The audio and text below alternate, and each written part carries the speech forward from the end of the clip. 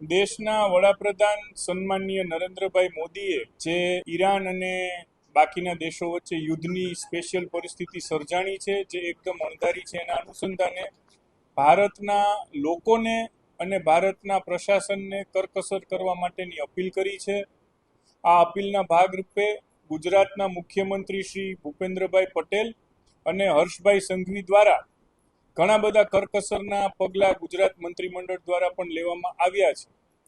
એના જ એક ઝુંબેશના ભાગરૂપે રાજકોટ મ્યુનિસિપલ કોર્પોરેશન દ્વારા પણ આગામી દિવસોમાં કરકસર કરવાનું નક્કી કરેલ છે. આ કરકસરના ભાગરૂપે જે પ્રોજેક્ટ હજી શરૂ નથી થયા અથવા તો બિગિનિંગ સ્ટેજમાં છે, 20% સુધીનું જેનું કામ થયું છે, આવા બધા જ પ્રોજેક્ટને રિવ્યૂ કરવા માટેનો નિર્ણય લીધો છે. અને આ નિર્ણય રિવ્યૂ કરવા માટેનો છે. એક પણ પ્રોજેક્ટ બંધ નથી કરવાના, પરંતુ જેની જરૂરિયાત છે, જે સીધા જ લોક ઉપયોગી પ્રોજેક્ટ છે, એ બધા આ ફાઇનાન્શિયલ યરમાં ચાલુ રહેશે. બાકીના બધા પ્રોજેક્ટ છે નેક્સ્ટ ફાઇનાન્શિયલ યરમાં મૂવ કરવામાં આવશે. એ ડિટેલ્સ તમને ગઈકાલે સ્ટેન્ડિંગ કમિટીની મિટિંગ થઈ એમાં ઠરાવમાં મળી જશે. એક